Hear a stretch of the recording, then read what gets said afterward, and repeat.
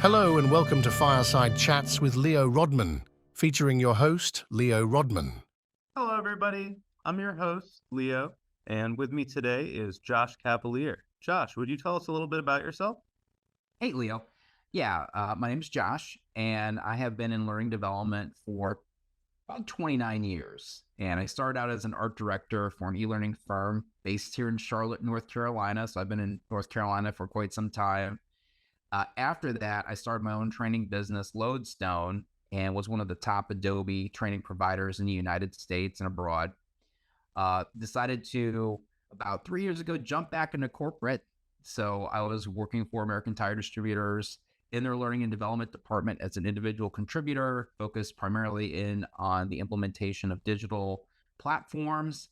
And then most recently, this past May, I decided to get full into AI and founded joshcavalier.ai.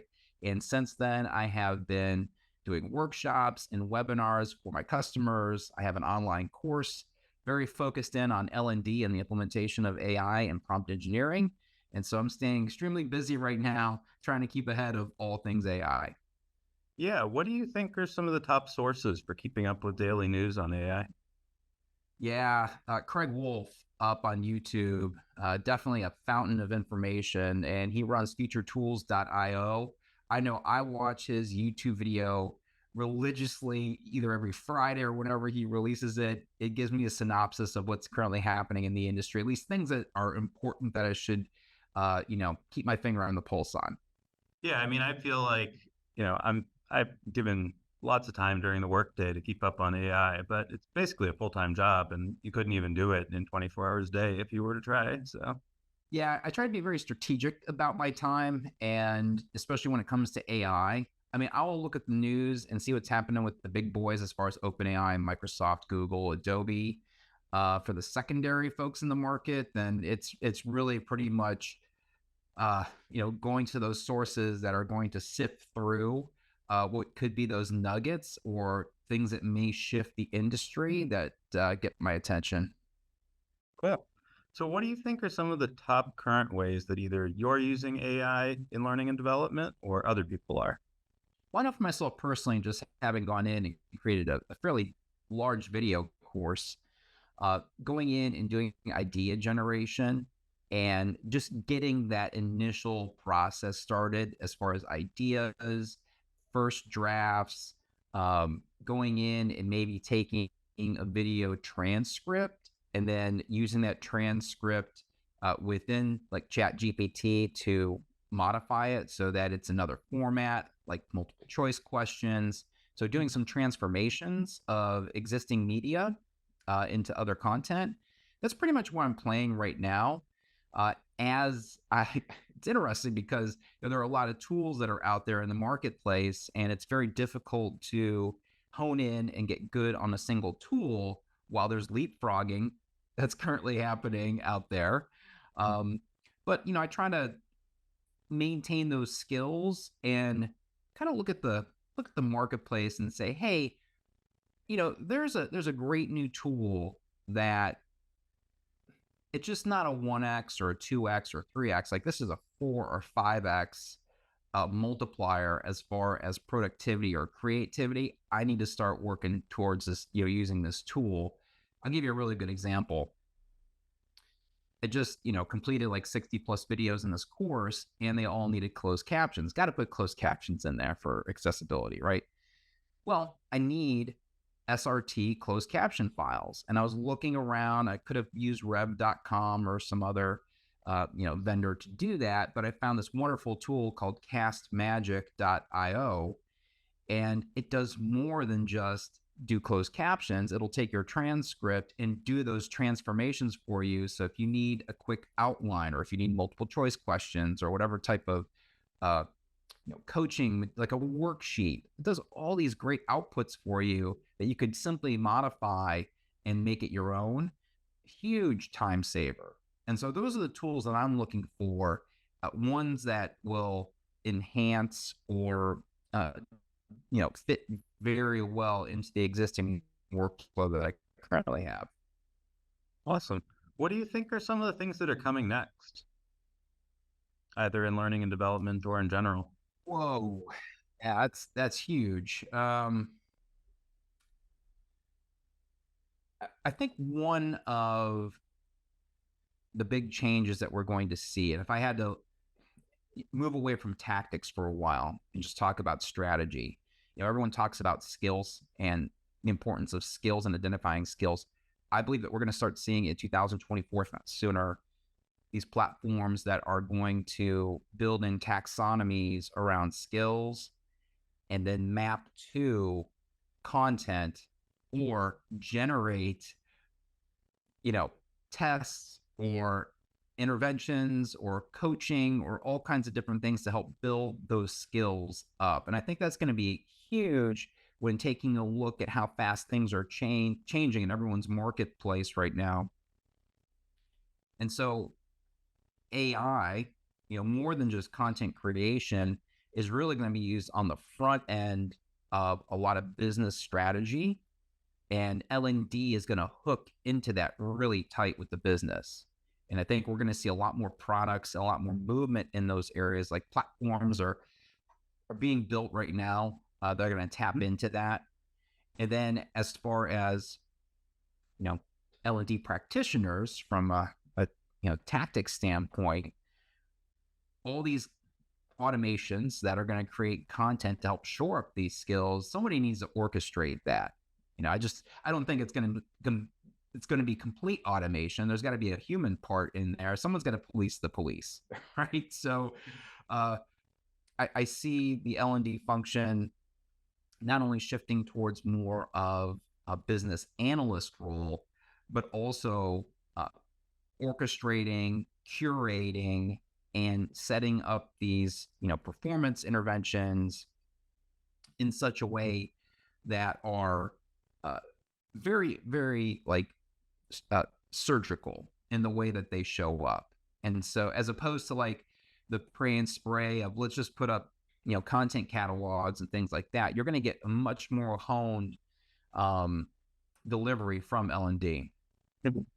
Yeah, I mean, I think, a couple of things you touched on, particularly personalized learning, is really exciting because like I'm working at my company now on skills taxonomy and meta tagging taxonomy, which is like its own whole research project that takes like months of Excel tables to get done with all sorts of stakeholders.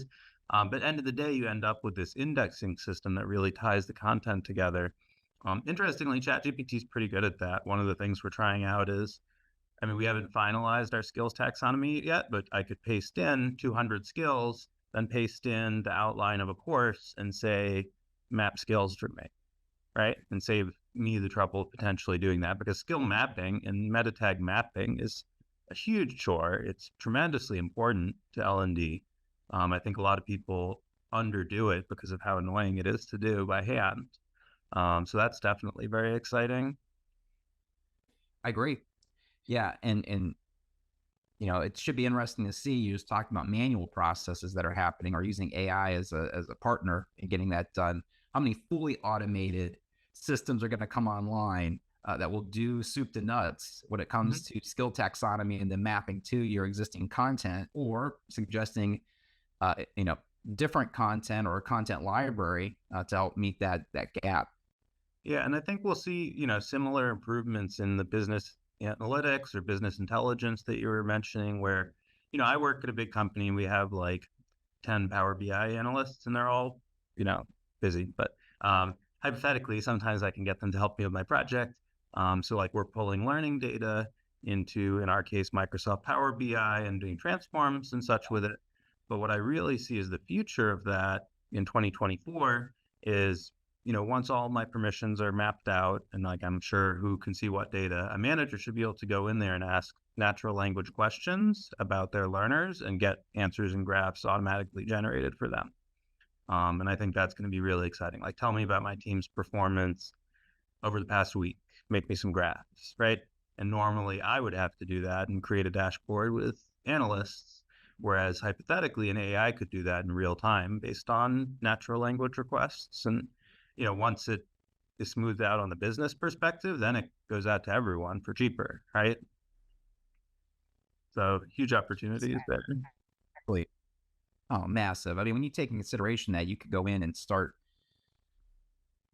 plugging in all your KPIs, and AI understands that. And then you take one of those dashboards and then it knows the, what it should be measuring from a business standpoint, could automatically look and see what the skill gap potentially could be. And then, management or somebody in L&D can go in and go, well, yeah, that's valid. That's probably a skill gap that exists.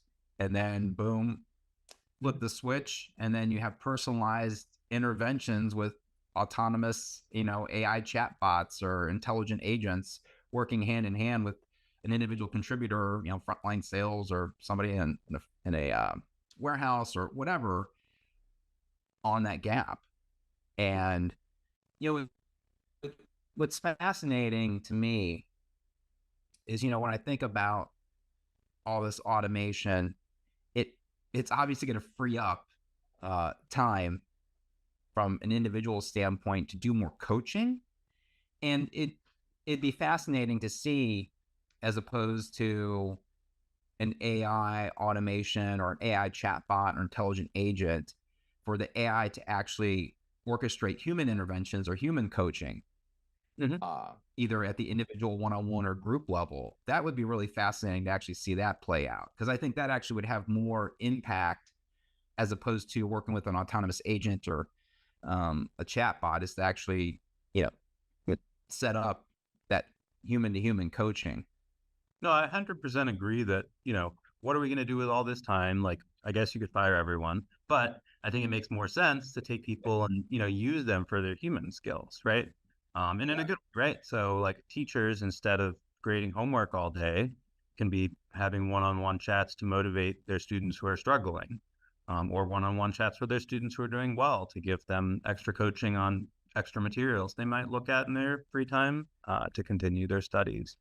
Or in a corporate environment, it might look like the L&D team having more time again for personal one-on-one coaching, for you doing personal one-on-one coaching as well. So I think that's really exciting, just in terms of, that's the overall, I think, idea with a lot of this AI, is that it frees up human capital to be doing something more productive than filling out Excel spreadsheets, which we all do all day, right? Like, there's a lot of Excel spreadsheets or TPS reports that just need filling out. Right. And if a computer could do that stuff, like, we could then use human creativity to do other cooler things.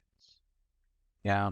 I think one of the challenges is that it's very bumpy out there. You have some companies that don't even have an AI policy yet. I see that a lot at small, medium-sized businesses, where they just don't know exactly how it's going to show up, or they don't have the legal support to give them guidance on how it should be showing up for them and their associates.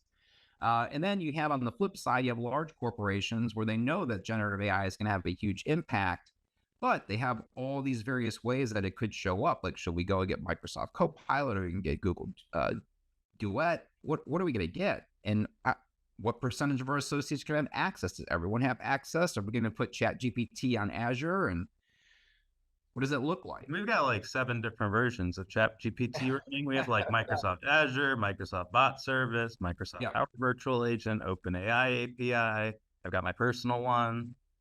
ChatGPT Enterprise, if you want to go that route. Yep. Yeah. It's daunting. But with, now that we're getting to 2024 with a new budget cycle kicking in and new strategies kicking in, AI is going to come to the forefront, if it hasn't already. Because some companies I deal with, that was, as soon as, access to ChatGPT came out, they were on it. And because they knew that there was a lot of risk involved with what they're currently offering, and somebody with an AI could go in and either replicate or leapfrog them in the marketplace. And so they were on it. So it's been fascinating to see the variance out there in the marketplace as far as the acceptance of risk. What does that look like? And then how does AI show up for our associates? And then from a strategic standpoint, where are we going to 2024 with it? Again, some people have their foot on the gas pedal. Others, they're still sitting on the sidelines. Yeah. So, on that point, and as we're wrapping up, it's about time. What do you think is something we can say to those people who are on the sidelines, on the fence, not sure, nervous about AI? Yeah, I mean, the first thing you need to do is build literacy and have an understanding of what a large language model is, how does it work, uh, and build that terminology up first, even before you jump into Chat GPT. Just watch a couple videos or go to a webinar and try to build your knowledge around what does this all mean and what is the potential impact on myself and my job role, because I think you have to, figure out how deep do I want to get in on this. And then once you have that level of commitment, then I think you can start making those jumps into sign up for your open AI account or start using Bing Chat and getting in that direction. But you got to take that first step. This is not going away, and we're on an exponential trajectory as far as the amount of tools and usage and the way it's going to show up. So, the best time to start is today. Awesome. Well, thank you so much for joining us. This was a ton of fun. And at the end of the video, obviously check out Josh's website. And thanks again for coming. Thanks, Leo. Appreciate it. Thanks so much. Bye, everybody.